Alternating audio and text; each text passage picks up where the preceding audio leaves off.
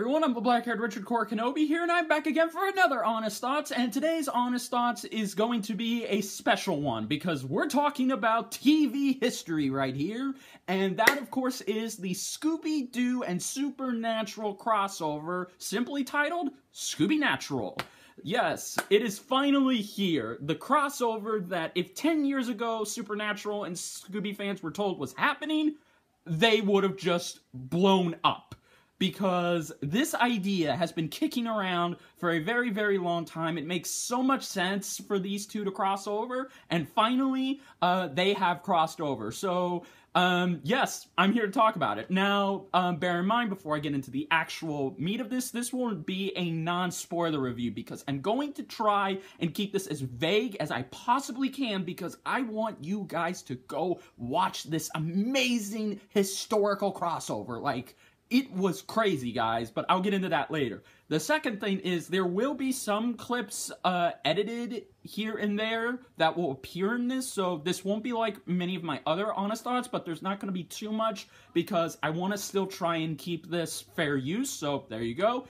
And of course, finally, if you enjoyed that intro, please go down below and check out my friend Archaic King. That intro was made by him. It was his original intro. He gave me permission to use it for my video, and of course, thanks to my editor Carson Geek for putting the touches on there. So again, thank you both. And finally, because of this historical occasion, I unfortunately could not wear or purchase a Scooby-Doo and Supernatural t-shirt because Hot Topic has run out. So, Hot Topic, if you're listening to this, thank you for promoting the episode, but please, whenever you can, restock those t-shirts. We want them, please. That would mean so much to you. Thank you. Thank you. Thank you. So, yes, with all of this being said, let's talk about this.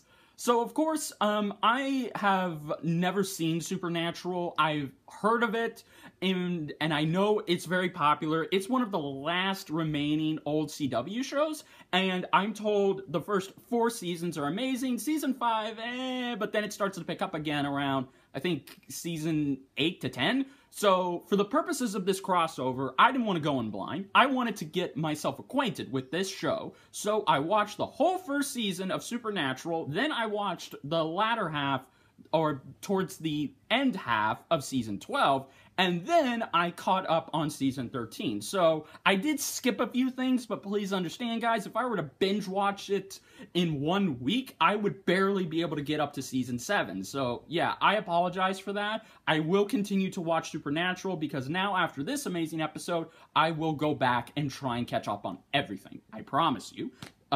So, let's just talk about this. So, yes, this episode sees our 2 heroes, the Winchester brothers, Sam and Dean, do what they normally do. They stop a demon, and because of this, they are rewarded by this pawn shop guy who says, you can have anything in the store. And of course, Dean is going to take advantage of this, so they take a new TV. And they take it back while Sam is trying to figure out the next move. Dean introduces him to the Dean Cave. So, yeah, Dean has his own man cave now. That's pretty fucking awesome. And, of course, they test out the new TV, but then all of a sudden, they're sucked into the TV, and they are now cartoons. And as they realize this, they want to figure out what's going on, so they drive around to get answers, but then that's when they see the Mystery Machine. And they both figure out they're not just in any cartoon, they're in Scooby-Doo. And then they go into the malt shop, and we see that Dean is freaking and geeking out because he's about to meet his idols, his heroes, the Scooby Gang, who, of course, are just dancing to the classic dance that they did in the 60s, and they decide to tag along with them on the newest mystery, which this crossover episode, actually takes place in an old Scooby episode from the 60s, A No Fright of Delight. So, yes, I probably said that wrong, so I apologize. The old 60s show's titles were very corny and hard to remember, so I hope I just said that right. Which, that episode showed us Scooby-Doo inheriting $1 million from this man, the Colonel, that he saved. So, yes, they decide to tag along, and they go to the mansion, and that's about it, guys. I will dare not spoil the rest, because I want you guys to really go and check out this show. It is amazing on how they were able to do both shows justice, and then some. Now, of course, let's just talk about the acting, because I think that was the most important part here. Now, because this is mostly in cartoon form, the actors, Jason Ackles and Jared, I cannot say his last name, so again, I apologize. I didn't go to college, so what do you want from me? So yeah, it was all dependent on their performance to try and sound cartoony, and they delivered with flying colors. I apologize. I can't even contain myself. And I really enjoyed their acting here. It was very surreal to see them go from live action to a cartoon. And see, that's the thing. When live action actors, if they were to go to a cartoon, they would just try and put on the same performances as if they're in live action. But for the purposes of this, and thanks to the actors' great chemistry together and just their overall great enthusiasm, you can tell they are just cartooning it up with their performances. So, yes, very great to them, and of course the voice direction there was amazing. And how could you not have the Scooby Gang without the classic modern-day cast? Now, the modern-day cast from Mystery Incorporated is portraying the 60s incarnation. So, you of course have Frank Welker, the original Fred, who is now portraying Scooby-Doo, wow, that's really weird to say, isn't it? You, of course, have Matthew Lillard back again as Shaggy, you have Grey DeLisle as Daphne, and you have Kate Micucci back as Velma. So, yes, the modern cast is portraying the 60s incarnation, and when I heard their performances, it was like a shot of nostalgia. It almost reminded me that the original cast, God rest them, were still alive, and this is how they would portray this episode. So, yes, that's very great. Also, too, there is some great animation here. Guys, the animation department cannot be commended enough, especially the storyboard editor and the lead animator. Everyone who worked on making this animation come to life deserves so much credit. It's almost like they took the animation from Brave and the Bold, which is the modern-day Scooby animation, but combined it with the old 60s animation. So it's a perfect hybrid of the two, and it looks very good. And this is a very dark episode, so of course, it feels like an older episode of the early 70s show. So, very good there. And of course, how could I not forget, this episode is not for kids. I just will say that now. So if you are not over the age of 18, I would not recommend you watch this, because there was a lot of gore, there's a lot of swearing, and there's some mature themes here, guys. I'm not gonna lie. And finally, the ending was just amazing. You actually see the Scooby Gang have a nervous breakdown. Now, what kind of nervous breakdown, I can't say, but let me just say this, guys. The 60s incarnation did not deal with real monsters, as the more moderate incarnations have kind of stepped into, because the 60s show was strictly corrupt people, just disguised in costumes. So, if they were ever to encounter the actual supernatural, they would break down and they would just question their own existence. So, yeah, that would be kind of weird, but this show handles it perfectly. So, you guys definitely need to go watch this. I can't say that enough. Of course, the writers. How could I not forget?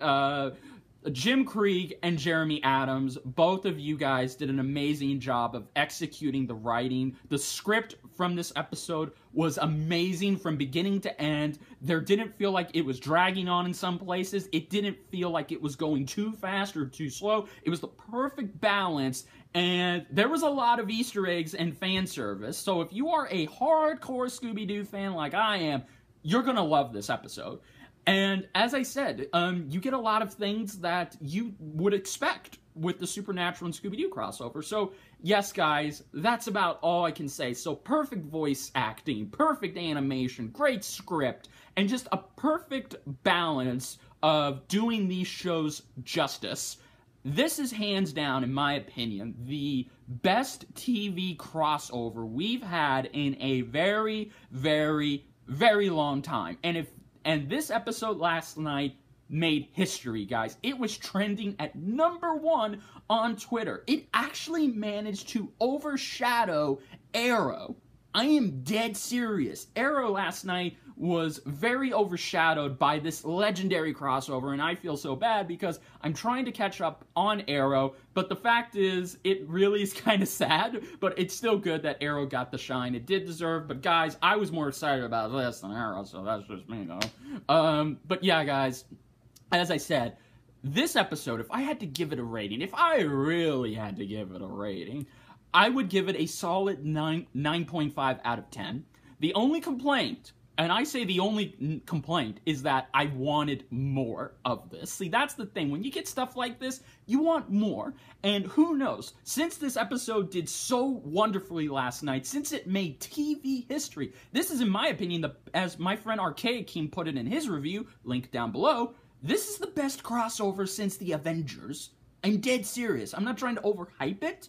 I'm just saying, guys, this is amazing. So, yeah, hands down, amazing episode. I loved it as a Supernatural fan and a Scooby-Doo fan, and I can't wait to see if they do this again, and I'm very excited to go back and watch more episodes of Supernatural. So, yeah, guys, but please, guys, I know I've said this like 1,000 times already. Please go ahead and watch this episode. You can watch it free on the CW app. It's free to download. Or if you have cable, you can probably catch a rerun of it. But please go support this episode and just watch it. If you have stopped watching Supernatural, I would highly recommend you go and watch this episode anyway, because it will bring you back to Supernatural, in my opinion. And if you're a hardcore Scooby-Doo fan, then go watch this. Again, it's very mature, and it's probably the most darkest Scooby-Doo crossover I've ever seen. And I never thought it was possible, guys. But this is on the level of Batman the Brave and the Bold. It actually may have surpassed that crossover. So, even more amazing. So, yes, guys, thank you so much for watching this. If you watch this crossover, then please, let's geek out about it down below. Let's talk about it. Did you like this crossover? Did you not like it? If you didn't like it, please be civil about it, and please keep it real here. So, yes, and if you enjoyed this video, then please hit that like button. If you're new to my channel, please hit that subscribe button, and if you want to stay up to date with all of my videos, then please hit that little bell notification to keep in touch with all of my videos as they go live. And yes, guys, thank you so much. And again, thank you to the entire crew of Supernatural. Thank you to the Scooby crew. Thank you to the animators. Thank you to the writers, Jim and Jeremy. Again, guys, did amazing. And just thank you, Supernatural and Scooby-Doo. Thank you, CW. This was history. I loved it. And I'm going to watch it 10,000 more times. So, thank you all. And until then, this is Richard Core Kenobi saying, may the Force be with you. And until then, my fellow Scooby-Doo and Supernatural fans, I'll see you for the next time. And until then, take care. Bye, everybody.